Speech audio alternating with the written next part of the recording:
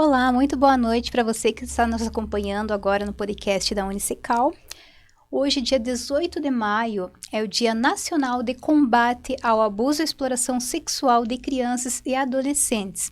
E para estar falando um pouquinho sobre esse tema, estamos aqui com a presidente da SEVES, Cristiane Maier, que vai estar falando das ações que aconteceram no dia de hoje, também dessa data que é tão importante, né?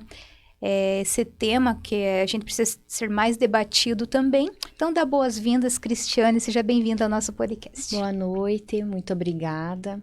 Então, como você falou, hoje é um dia, né, não só este dia, né, ele é um marco, com certeza, porque o 18 de maio, ele se deve à morte, né, de uma menina, que foi chamada Araceli, que foi violentada sexualmente, que foi espancada, né, por diversos agressores, e ela veio a óbito, então ficou marcado o 18 de maio pela morte desta menina.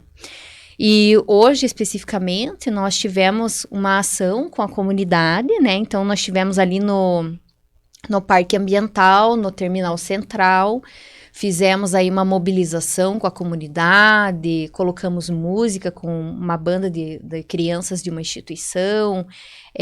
Ali na Estação Arte colocamos também em parceria com uma outra faculdade aquela exposição Que Roupa Estava Vestindo, e essa exposição a gente conseguiu manter, seria para encerrar amanhã, mas vamos estender até 30 de junho, então quem não teve ainda a oportunidade de ir, seria interessante que fosse, porque essa exposição a gente trouxe assim para que as pessoas pudessem refletir. A gente está vendo que está tendo um impacto, porque são roupas de pessoas que, assim, está sendo expostas as roupas das pessoas do momento que elas foram violentadas, e tem os depoimentos.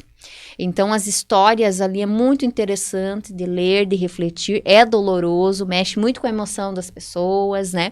Até teve algumas pessoas que entraram, daí diziam para mim que não iam continuar porque foi muito forte, né, os depoimentos. Então, hoje nós tivemos com esse contato com a panfletagem, para entrar em contato com a comunidade, para saber números de denúncia, que é o mais importante, e envolvemos crianças na sensibilização, porque eles precisam aprender a se proteger, né?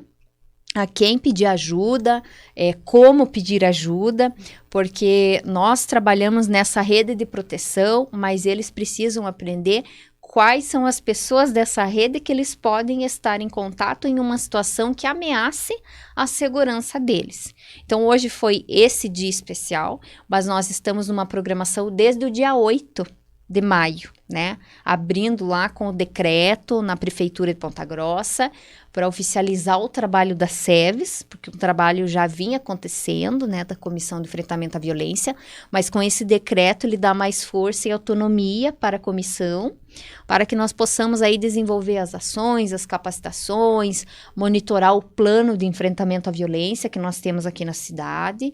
Então, são várias ações aí, mobilizando diversos órgãos, né, pessoas, a comunidade, que é muito importante, e as próprias crianças e adolescentes, que, como eu falei, eles têm que aprender a se proteger, né? E, Cristiane, você falou da comissão. Para quem não sabe o que é a SEVES, quando que ela foi criada, quais são os objetivos, como que é o funcionamento da SEVES, o que é a SEVES? Isso. Então, a SEVES, né, a sigla SEVES ali, se refere à Comissão do Enfrentamento à Violência e à Exploração, né, Sexual contra Crianças e Adolescentes. É uma comissão externa do Conselho Municipal dos Direitos da Criança e do Adolescente. Essa comissão, ela já existe, né, há muitos anos, e conforme vai mudando a gestão do CMDCA, também vai mudando a gestão dessa comissão, né? Então, eu assumi essa comissão, a coordenação da SEVES, no mês, né, de abril do ano passado, né, que foi quando a gente assumiu também a gestão do conselho, e essa comissão tem, assim, vários órgãos, para as pessoas entenderem, são órgãos governamentais e não governamentais. Então, o que isso significa? Nós vamos ter nessa comissão representantes da saúde do município, nós vamos ter pessoas representantes da assistência social, da educação do estado, da educação do município, de universidades, nós do próprio conselho, de entidades sociais, né? pessoas que estão envolvidas, né, representantes, assim, da OAB, então são pessoas que estão envolvidas na área da criança e do adolescente.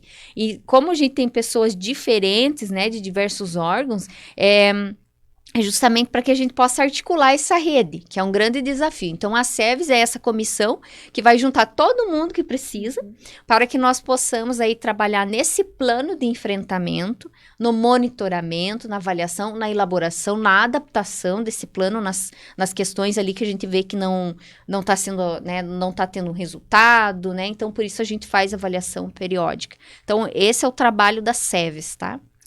E quais são os sinais de abuso sexual em crianças e adolescentes? Bom, eu falo assim bastante que nós temos que prestar atenção nas nossas crianças, né? Então, eu disse, né, em todos os lugares que eu fui durante esses últimos dias, eu falei assim, todos nós temos criança perto de nós. Às vezes você não tem um filho, mas tem um sobrinho, tem o filho de um amigo, um vizinho até, mesmo que não tenha contato. Então, observar o comportamento da criança. Então, se a criança tinha um comportamento de ser mais, assim, alegre, brincava, e de repente ela já fica mais extrovertida. Então, toda mudança repentina de comportamento é um sinal vermelho, que eu digo assim, é um sinal de alerta. Então, observar se a criança está muito fechada, ou se ao contrário, ela está muito, assim, com comportamento sexualizado. Eu gosto de comentar um caso que eu atendi há muitos anos na instituição onde eu trabalho, que eu trabalho em uma instituição social, e tinha um menino que ele tirava a roupa no meio da sala de aula. Então, é claro, perturbava os demais, então era uma situação muito delicada. Mas nós descobrimos, isso foi um sinal, é o modo dele, eu digo assim, a criança ela tem o jeito dela de pedir socorro. E ele pedia dessa forma, nós descobrimos que ele estava sendo abusado sexualmente pelo primo de 16 anos. Então, ele estava com um comportamento totalmente sexualizado, ele chegava a tirar a roupa, perturbava os demais, mexia nos demais. Então, a gente tem que tomar o cuidado. Às vezes tem a criança que se comporta dessa forma, mas às vezes tem aquela criança que se comporta, que se fecha totalmente. Aí tem um pânico, às vezes, de ir na escola, tem um pânico de ir em determinados lugares, tem pânico de sair sozinho. Então, nós temos que prestar atenção. Marcas é outro sinal, né, prestar atenção em marcas, no caso de uma violência física, né, e prestar atenção também, porque a gente lembra muito da violência sexual e da violência física, mas existe uma que eu digo assim, não deixa uma marca física, mas que deixa uma marca para toda a vida, é uma ferida invisível, que é a violência psicológica. Nós temos muitos casos de violência psicológica hoje.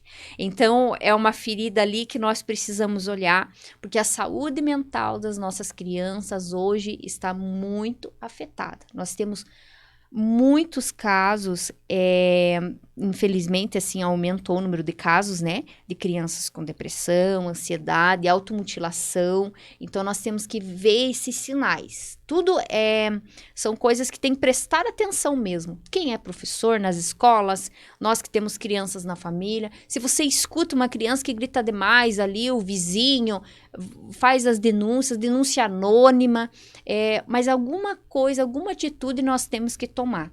Mas, assim, prestar atenção nesses sinais, nessas diferenças que acontecem, porque a criança, ela grita, cada um grita do seu jeito.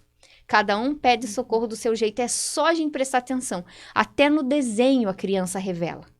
Ela revela no desenho o que está acontecendo com ela. Então, por isso nós temos que dar atenção, né? É aquela história, às vezes a criança vem pedir, hoje no dia a dia corrido da gente, às vezes a criança quer contar alguma coisa e o adulto não para ouvir, né? Porque tá na pressa, tá na correria, mas é aquele momento que às vezes a criança te escolheu para revelar algo muito sério, muito importante. Então, entre todas as outras coisas, por mais que hoje a gente vive numa correria, numa agenda lotada, a prioridade é o atendimento da pessoa, o lado humano. Então, que a gente priorize ouvir a criança, o adolescente naquele momento e ver o que nós podemos fazer. Porque se ele nos escolheu para contar aquele relato é porque teve confiança, teve vínculo e nós temos que corresponder a essa confiança. Eu até ia te perguntar como lidar com essas questões. Você percebeu que tem algo diferente na criança, ou a professora percebeu no aluno, ou um vizinho mesmo. seria através de denúncia ou chego na criança, converso vagarosamente, alguma coisa assim? Então, aí nós temos, vai depender muito do caso. Então, os professores ou profissionais das instituições, como eu mesma, né, que trabalho em instituição, o que vai acontecer? Quando nós estamos num local que atende a criança, durante essa semana de atividades, nós capacitamos os profissionais da rede. Então, nós trabalhamos com a revelação espontânea. O que é isso? Quando a criança te escolhe e conta a situação. E isso pode acontecer até para a tia da cozinha, eu falo, a tia da merenda, né? Tem casos que a criança conta para o motorista da van, não quero voltar para casa, tio. E daí, né? Eu digo assim, e agora? O que eu faço, né? A pessoa pergunta. Então, quando a pessoa está ligada a uma instituição escolar, alguma instituição social, alguma instituição de saúde, quando ela identifica, quando a criança conta, né? Para ela, que a gente chama de revelação espontânea, essa pessoa vai pelo nosso novo fluxo da rede, que a gente vai inaugurar agora, essa pessoa vai ter que procurar o seu técnico de referência. Então, cada lugar vai ter um profissional para fazer a escuta especializada. Então, na instituição social cada um vai definir quem vai ser, na unidade de saúde, na escola, então vai ter um profissional. Então, essa pessoa que ouviu, um professor, por exemplo, ele vai tem um documento que eles já viram no curso, que documento vai ser, preenche o relato exatamente como a criança passou, e ele vai passar para esse técnico. Para a gente evitar a revitimização, esse profissional que ouviu a história da criança, é ele que vai estar respondendo como que a criança estava, para aquele técnico que vai fazer as perguntas. Porque hoje o que acontece? A criança conta a história para você, daí você vai levar para mim, ela vai contar para mim, daí eu vou levar para mais uma diretora, a diretora também, daí que vão chamando. Sabe, a criança conta bilhões de vezes aquela história terrível. A gente faz a criança ser violentada mais e mais e mais. Então, o nosso objetivo também na SEVES, nessa semana, é trabalhar um fluxo, né, de atendimento para não revitimizar, para evitar que aumente esta ferida. Então, na escola, é esse o procedimento. Dessa capacitação, a gente tem os profissionais. Claro que tudo que é novo, que a gente implanta, tem ajustes. Então, a gente vai começar com esse trabalho e vamos fazer os ajustes. Agora, se é um outro caso, a situação que você falou, é um vizinho que você escutou a criança gritar, você se incomoda, porque a gente percebe, a gente sente quando tem alguma coisa errada, né? Você vai ligar no Disque 100 dos Direitos Humanos, vai fazer uma denúncia anônima, tá? Você pode fazer uma denúncia anônima, eles vão encaminhar para o Conselho Tutelar aqui de Ponta Grossa, investigar, verificar, fazer as visitas e tomar todas as medidas que precisa tomar. Então, se uma criança chegou para você, que você vai o filho de um amigo, seja lá quem for. Então, vocês podem ligar no Disque 100, faz uma denúncia anônima. Eu digo assim, não precisa ter medo, porque a maior parte das pessoas diz, eu não vou denunciar, porque vão saber que fui eu, né?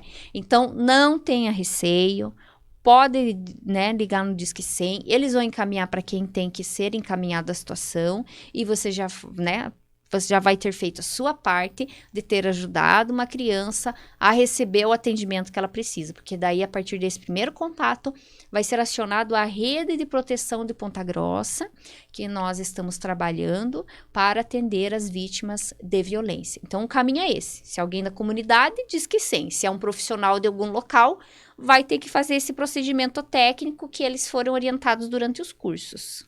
E aqui tem uma pergunta, como as crianças e adolescentes podem se proteger da violência sexual e como os pais podem proteger os filhos da violência sexual? É muito importante essa pergunta, né?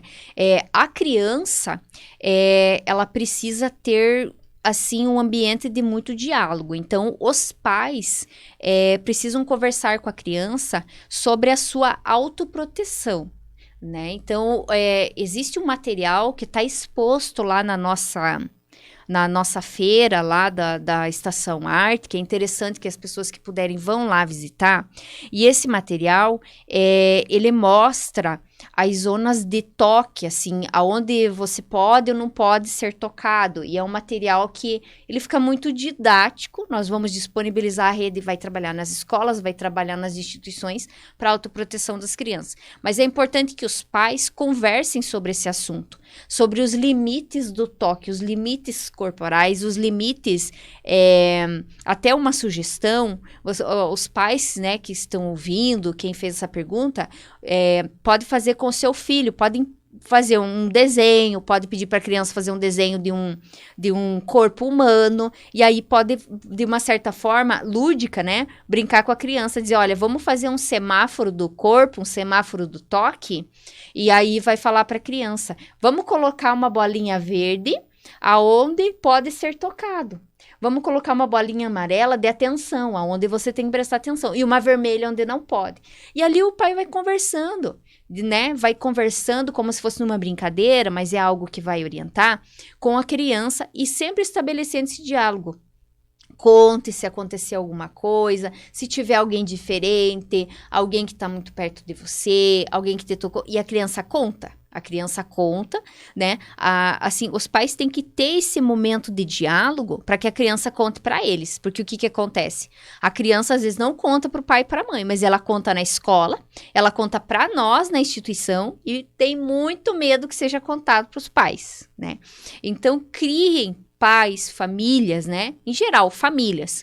Esse momento de diálogo, para que a criança se sinta segura. E é importante dizer, criança, adolescente, é a mesma coisa. Dizer assim, vocês estão seguros, eu te apoio, eu estou aqui para te proteger, me conte o que acontecer, para que eles possam contar. Porque o agressor, ele geralmente faz uma chantagem psicológica. Ele vai dizer, se você contar para alguém, vou matar teu pai, vou matar tua mãe. Então, eles acabam, assim, colocando muitas coisas, né, na cabeça da criança para deixar com medo. Então, o que eu diria é, conversa, é muito diálogo, estabelecer um ambiente de segurança, né, e observar também as marcas e o comportamento. E ensinar a criança dessa forma, ensinar a criança a se cuidar. Até o símbolo da campanha é a flor, né, que tá aqui na minha camiseta. E essa flor, né, para aqueles que não sabem, é uma florzinha simples, né, que foi uma criança que desenhou. Então, é para simbolizar aí a inocência, a delicadeza da criança. E ensina a criança a ser como a florzinha, ter um autocuidado, assim como a florzinha precisa de cuidados para crescer. Então, que a criança também possa se cuidar e pedir ajuda para esse crescimento, né? E numa escola que a gente sabe que são muitos estudantes, vários alunos, e de diversas idades, como que a escola pode estar fazendo uma prevenção para que não aconteça algum tipo de abuso, ou até mesmo para orientar esses estudantes? Isso. Então, as escolas, elas já têm se mobilizado, né, nesse mês, principalmente, mas eu digo assim, não é só nesse mês que nós temos que falar desse tema. Porque nesse mês dá uma ênfase e mobiliza todo mundo. Mas a gente precisa continuar, né? Porque tem muitas coisas. Então, o que as escolas estão fazendo?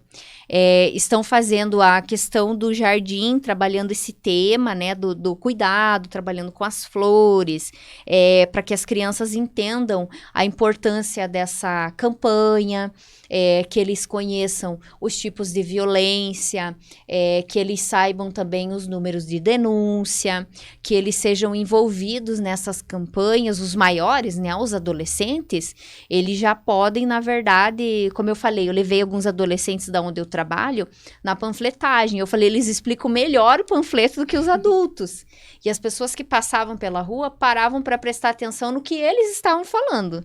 Nós ali, o pessoal às vezes até passava rapidinho, mas eles paravam para ouvir.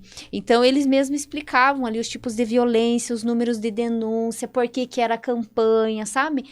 Então, o melhor é que escolas, instituições, nós possamos ensinar as nossas crianças, os nossos jovens, passar para eles a informação.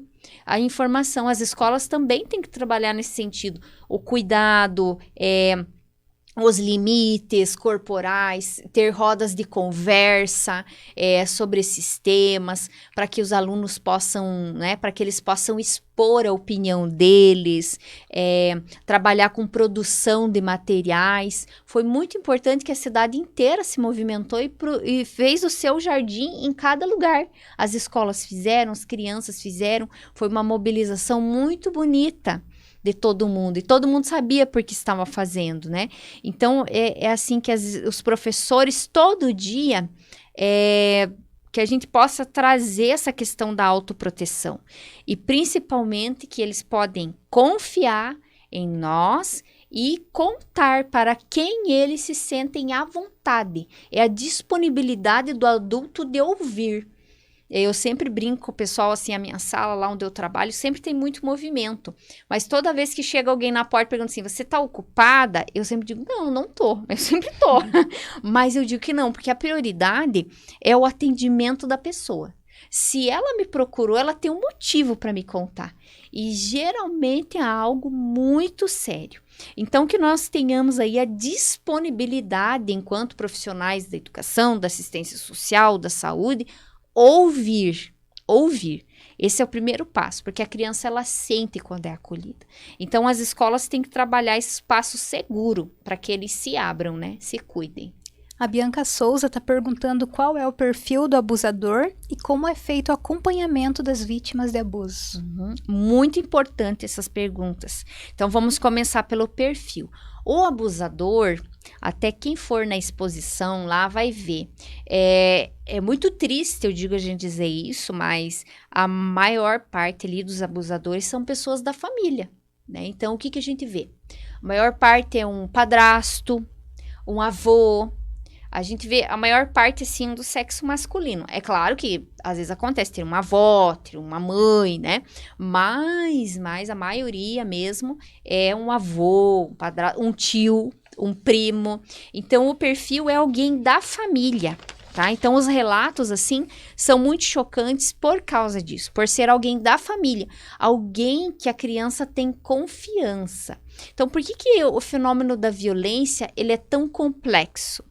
Porque se a gente vai olhar a história da família, já tem um histórico muito profundo de fragilidades, de dificuldades. Então, assim, é algo que aquela família, ela já foi desprotegida muito antes, e isso é uma consequência de algo muito profundo. Então, toda essa família precisa da rede de proteção, que é a segunda pergunta que a Bianca, isso? Bianca Souza. Isso, a Bianca colocou. Então, nós temos que entender, claro, o abusador, ele geralmente tem esse perfil, e ele, claro, vai sofrer as consequências legais, né? Mas nós também temos que olhar para essa família enquanto rede de proteção e pensando em quebrar esse ciclo.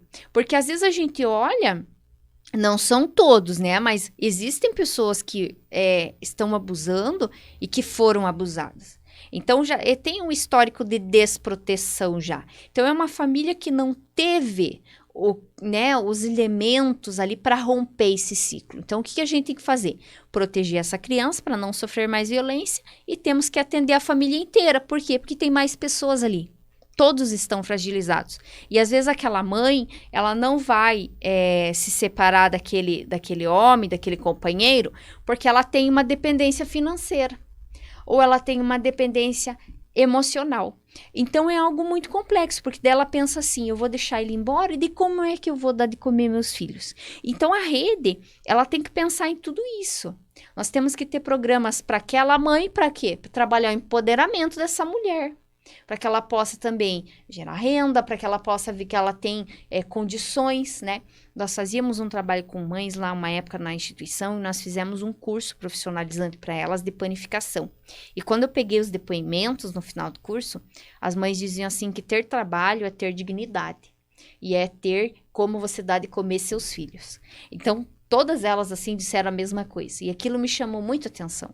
E é exatamente isso. Muitas mulheres não conseguem, elas às vezes não têm a oportunidade. Então, eu falo assim, nós não podemos julgar. Nós temos que usar os princípios da comunicação não violenta e olhar sem julgamento e tomar as atitudes. Então, a rede que a Bianca perguntou, a rede funciona da seguinte forma. A pessoa identifica a violência ou ela vai denunciar, né? Seja lá quem for. E aí, claro, o conselho tutelar, ele vai ser chamado, né? Aí, conforme as necessidades daquela pessoa, ela vai ter que ser encaminhada para um serviço de saúde, dependendo do risco que ela está correndo naquele momento. A polícia vai ser acionada, vai ter toda a questão dos exames, se foi algo que foi pego ali em flagrante, né? Algo que aconteceu naquele momento. Se foi uma violência que aconteceu naquele momento. E aí temos toda a questão de saúde, vamos ter que acompanhar toda a questão da educação. Dentro da rede, cada política tem as suas atribuições.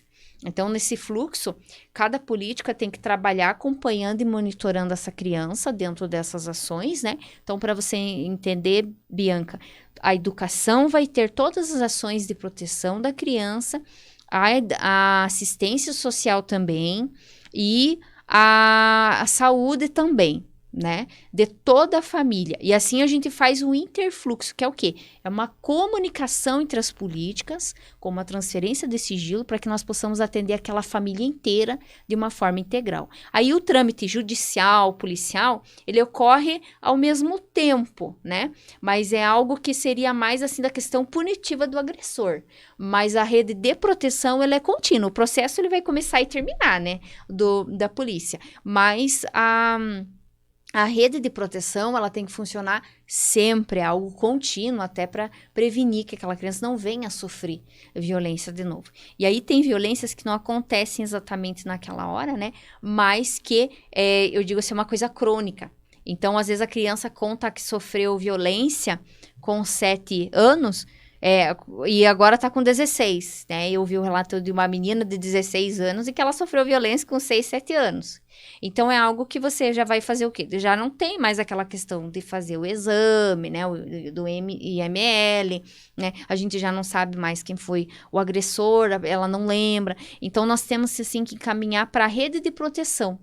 Aí, é algo que ela vai ter que... A gente tem que trabalhar nas políticas para empoderá-la, para seguir a vida dela daqui para frente, tratar do trauma e tudo mais. Então, vai depender do caso, é a forma que nós vamos encaminhar, né? E aquilo que não existe, que é necessário, a SEV está aqui para estudar a situação e vamos estruturar os programas que ainda não existem aqui na cidade para poder atender. E como que podemos ajudar aquelas famílias que tiveram algum trauma, de abuso sexual infantil dentro de casa, ou até mesmo a própria criança e o adolescente? Eles têm um psicólogo que acompanha na sequência, depois desse acompanhamento assim das SEVs? Dentro das SEVs tem um psicólogo também? Não temos assim, porque a SEVES, ela não vai fazer o atendimento direto da vítima, né? Ela vai trabalhar com a rede de proteção, vai ver as dificuldades da rede, a gente vai estruturar os programas, a gente vai mexer, né, com a forma do atendimento, mas a gente não atende uma vítima. Nós atendemos assim, eu trabalho na minha entidade, eu acabo atendendo as vítimas de lá, né? Então, vai trabalhar dessa forma, mas a comissão em si, não. O que nós temos na rede? O CREAS, né? Que trabalha com as pessoas que têm os direitos violados. Então, existe o CREAS, que é a família que tem o seu direito violado, além de ser acompanhada pelo CRAS, né? Além da criança ter que estar na escola e ser acompanhada pela escola, tem que estar acompanhada também pelo CREAS, porque daí tem os direitos, né? Vai ser acompanhado pela equipe de lá. E ainda, o ideal é que esteja nos serviços de convivência e fortalecimento de vínculos, né? Que é o caso da instituição onde eu trabalho. E temos muitas aqui na cidade que fazem um trabalho excelente, né? Porque daí, assim, a criança fica um período na escola, o outro período ela vai para o serviço de convivência. E no serviço de convivência vai ser trabalhado todos os elementos relacionados a vínculo, a convivência familiar, comunitária. Então, ela vai ter várias atividades ali que vai despertar nelas potencialidades e, de certa forma, vai ajudar com que sejam trabalhados determinados, né, sentimentos, e no grupo ela vai tendo outras perspectivas de vida, de possibilidades, a gente vai, eu digo assim, plantando esperança, a gente vai abrindo caminhos. Aí no CREAS tem um acompanhamento lá especializado, a gente conta na rede de saúde mental hoje com o CAPS, né, infantil, que é para demanda aí né, dos transtornos mentais graves, né? O ambulatório é para transtornos leves e moderados, então a gente encaminha para essa rede, né? Por isso na SEVES tem que ter os representantes da saúde, porque a gente trabalha da seguinte forma, às vezes quando chega um caso de alguém assim que teve uma dificuldade de atendimento, ou as próprias entidades trazem para nós, ou a gente fica sabendo, algumas pessoas acabam, eu digo assim, encontram o número da gente de celular, acabam mandando uma situação. Então, nós estudamos ali a situação no conselho também, e aí nós vamos chamar aquelas pessoas envolvidas na rede. E aí nós vamos articular qual que seria o fluxo para melhor atender, para resolver aquele problema de falta de comunicação, de falta de atendimento, e aí nós vamos atrás para estruturar o que precisa. A gente chama, daí quem tem que chamar, vai fazendo as negociações para poder ter aquele serviço, sabe, aquele atendimento. É assim que nós buscamos trabalhar. E quais são os maiores desafios que tem a SEVES? E você falou também sobre programas, né? Uhum. Tem algumas iniciativas, algum programa, algum projeto chegando lá na SEVES? Então, o nosso projeto maior agora tem sido a estruturação desse fluxo aqui em Ponta Grossa, porque nós não temos oficialmente um fluxo. O que acontece hoje? Nós temos atendimento, cada política faz o seu atendimento dentro da sua área. O nosso desafio é justamente o interfluxo que eu falei. Então, amanhã é o último dia da nossa semana de atividades, né, desse mês, da SEVES, né, e nós vamos encerrar essa primeira etapa com amanhã uma mesa redonda com todas as autoridades, para a gente também ver com eles as questões do fluxo, do ponto de vista das autoridades aí da nossa cidade. E à tarde, nós teremos os profissionais da rede e vamos apresentar um fluxo que nós elaboramos a partir de todas as informações que nós temos da rede e das políticas, e através de cursos, de capacitações que foram realizadas, né? E então, o nosso projeto, o grande projeto, é lançar esse fluxo para a rede e fazer esse fluxo funcionar com esse interfluxo, com essas informações, e não revitimizando as crianças, como tem sido feito até agora, no sentido assim, não é que os profissionais, ninguém quer revitimizar, mas é que como não tinha uma comunicação bem estruturada, até com qual é a documentação que vai ser preenchida, cada um faz o seu, então a gente não tinha um padrão.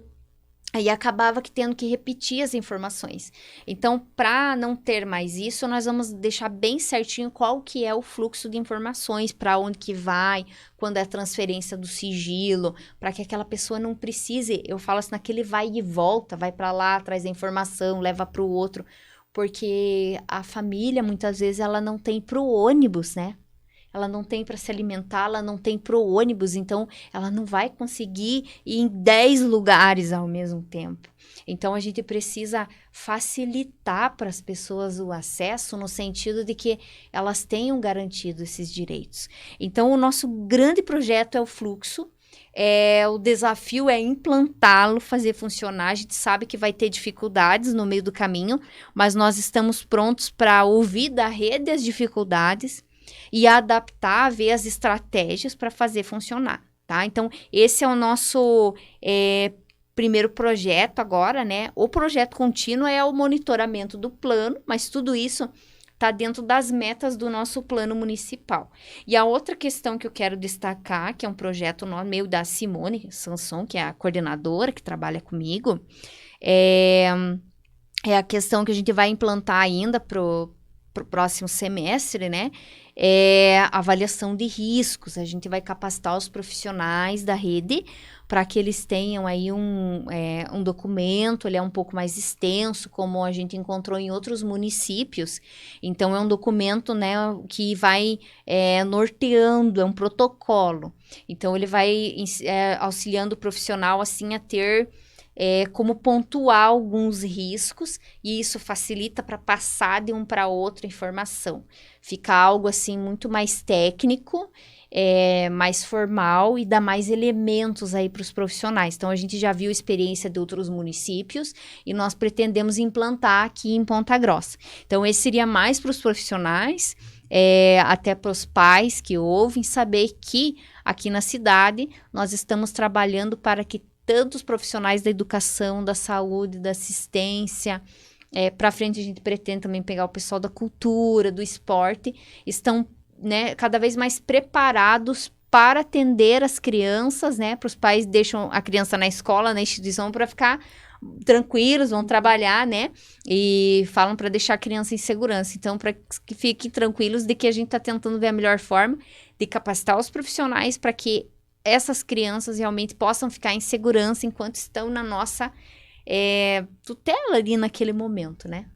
A gente comentou de vários tipos de abuso, e tem um abuso também que é pela internet, né? Pelas redes sociais. Até recentemente teve uma situação numa novela da Rede Globo, né? Que o abusador, ele se passava por outra pessoa para se comunicar, né, com a vítima. Tem um meio que os pais podem estar orientando os filhos a evitar conversar com pessoas desconhecidas na internet, ou até desconfiar de certas conversas, não aceitar tudo que está nas redes sociais? Esse é um tema bem importante, está na nossa pauta também, porque quando eu fiz um trabalho de contato com todas as forças policiais, para identificar os dados, né, da violência, porque eu estou fazendo ainda um mapeamento, não foi concluído, por isso ainda não divulguei.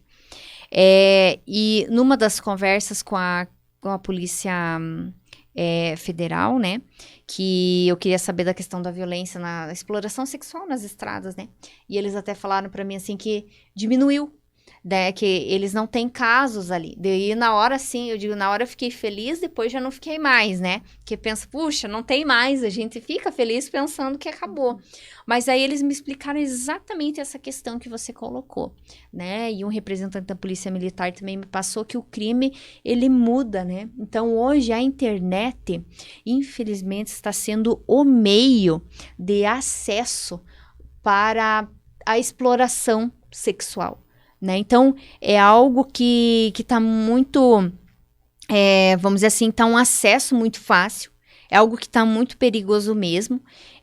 Eu até estou indo atrás dos dados desse tipo de crime, né? Que é um cybercrime, né? Que é uma polícia também especializada que vê, mas eu não consegui os dados, porque eu queria saber os dados para a gente poder estruturar algo nesse sentido. Então, está na nossa pauta, para poder fazer algo também nesse sentido. Mas a orientação para os pais é que também, através desse vínculo que eu falei, do diálogo, é a mesma coisa.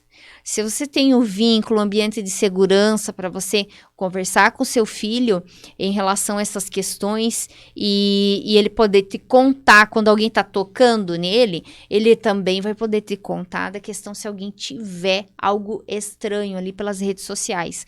Então, que os pais sempre orientem, né? Não conversar com o desconhecido, assim, desconfiar de algumas, né, de algumas postagens. Hoje em dia é difícil, porque o pessoal fica encaminhando, né, então, cuidar também com o que vai passar para frente.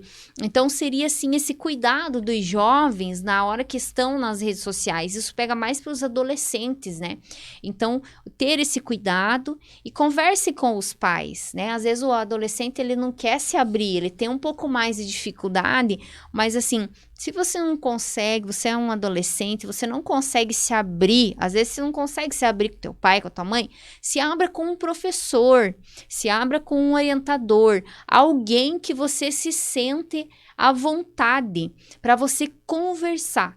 Lá na instituição eu tenho muitos adolescentes, não falam com os pais, mas eles contam para os educadores tudo.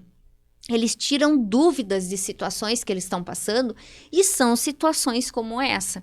Então, eu digo, você adolescente e jovem, converse com alguém que possa lhe ajudar. Né? O ideal é falar com o pai e com a mãe, mas a gente sabe que o adolescente ele tem um pouco de resistência. Então, fale com algum professor, com algum orientador, né? Mas tire a sua dúvida. Não corra risco. Não ir em encontros, né? Marcados é muito risco isso, tá? Então, seria esses cuidados. E para frente, nós vamos com certeza desenvolver uma ação nesse sentido, né? Eu tô aguardando esses dados, mas a gente vai também programar algo. Durante o ano, nós vamos ter mais ações. Então, provavelmente, a gente vai trabalhar com essa questão da internet também. Cristiane, nós estamos chegando na reta final, mas eu queria saber, então, só para reforçar, como que faz para denunciar e também aonde que a SEBS se encontra, para quem, de repente, quer ir lá, quer conversar pessoalmente, alguma coisa assim, ou até mesmo ligar, como que pode ser encontrada a SEBS? A SEBS, nós temos reuniões mensais e quando há necessidade nós fazemos algumas extraordinárias, né? Então, são reuniões que acontecem na sede do Conselho Municipal dos Direitos da Criança e do Adolescente.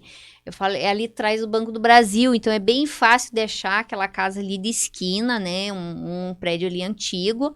Então, ali o Conselho da Criança, que às vezes as pessoas confundem com o Conselho Tutelar. Não é o Conselho Tutelar. O Conselho Tutelar também tem o seu atendimento, também pode as pessoas se direcionar para lá. Mas o Conselho da Criança, ele tem o seu funcionamento das 8 ao meio-dia, da 1 até as 5 da tarde. Sempre tem técnicos lá que são ali da secretaria para atender e dar alguma informação. Nós não ficamos diretamente lá no conselho todos os dias. Nós vamos nos dias de reunião. A SEBS é toda primeira terça-feira de cada mês, né? A reunião no período da tarde, às 14 horas. Então, né, nessa data, a gente sempre tá lá e quando tem algum assunto a mais, a gente tem uma extraordinária. Mas, às vezes, se a pessoa tá numa, né, necessitando conversar, né, não lembra do número, mas lembrou que tem o Conselho da Criança, se vocês forem lá até o Conselho da Criança, vocês vão encontrar as técnicas lá, né, provavelmente não vão me encontrar lá durante o dia, mas pode falar lá com o pessoal dizendo assim que gostaria de maiores informações, né? E aí elas vão passar o contato, vão me avisar e a gente vai poder estar marcando um horário para atender quem desejar mais esclarecimentos, tá? Então, fica à vontade. Os dados do conselho também, quem quiser ligar, tem na página da prefeitura, né? Entra na página da prefeitura, procura ali por conselhos, vai conseguir entrar no CMDCA, e aí consegue ter, ou se jogar lá no Google, né, que é mais fácil, coloca lá CMDCA-PG, vai conseguir entrar na página do Conselho da Criança, vai ter o telefone, o endereço. Se ligar lá e pedir para conversar com alguém da SEBS, eles vão direcionar para mim, tá? E aí eu vou estar encaminhando, respondendo as dúvidas, esclarecendo. Se alguém tiver alguma sugestão também, né? Dizer que está passando por alguma situação e gostaria de saber qual é a providência que a gente pode tomar em relação a isso. Então, por favor, fiquem à vontade, nós estamos abertos aí para trabalhar pelas crianças e adolescentes e as famílias de Ponta Grossa, porque antes da criança tem uma família e a gente precisa trabalhar pela proteção de todos. Ficamos sempre à disposição. Então, eu agradeço mais uma vez a tua presença aqui, por esclarecer várias dúvidas, tanto do pessoal que está acompanhando, até nós, acadêmicos do curso de jornalismo, para um tema tão importante que é esse. E deixo com você a palavra final. Então, eu agradeço a oportunidade de falar desse tema, e lembrar a todos que não é hoje somente, não é só no mês de maio, porque as campanhas, elas trazem assim, uma ênfase no assunto, mas de criança e adolescente nós temos que lembrar todo dia, nós temos que proteger a todo momento, porque é uma prioridade no atendimento, e a gente sabe que às vezes na prática, infelizmente, a gente não vê isso em alguns lugares. Então, nós estamos aqui para lutar e brigar, eu falo assim, né? Porque a gente acaba sendo um pouco briguento mesmo, né? Mas é uma briga justa pelos direitos das crianças, das pessoas, né? E chama muito atenção porque quando a gente trabalha com famílias vulneráveis, uma das brigas que eu fiz aí em um local para defender os direitos de uma mãe, ela falou assim, né? Eu vi de uma pessoa assim, ainda bem que tem alguém brigando por nós, né? Então, aquilo me chama muito atenção para o quanto a comunidade mais vulnerável se sente invisível e desprotegida. Então, é por isso que nós estamos nessa luta contínua e ficamos sempre à disposição das pessoas para atender as necessidades. E agradeço a oportunidade de falar desse tema. Né, tem muitos temas relacionados à criança e adolescente, aproveitando que o mês de junho nós teremos a outra campanha, que é a do trabalho infantil. Nós vamos fazer um trabalho grande também, né? Quem sabe numa outra oportunidade a gente divulga, né? E então são vários temas envolvendo a proteção da criança, tá? Mas muito obrigada a todos que nos acompanharam, obrigada pela oportunidade e ficamos à disposição e deixo a mensagem: faça bonito, proteja as nossas crianças. É isso aí. Muito obrigada a todos que estiveram nos acompanhando e ficamos até a próxima.